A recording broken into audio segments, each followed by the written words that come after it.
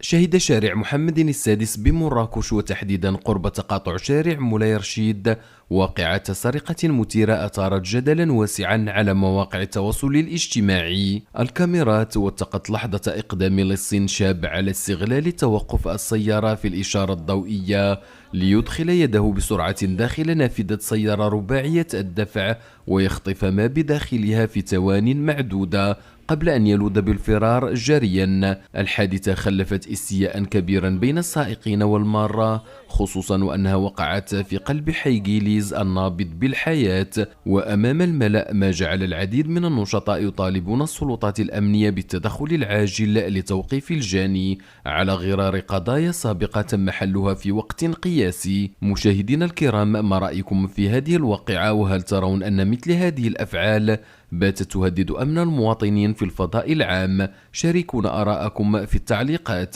ولا تنسوا دعمنا عبر الضغط على زر الإعجاب والاشتراك في القناة وتفعيل جرس التنبيهات ليصلكم جديد الأخبار الحصرية.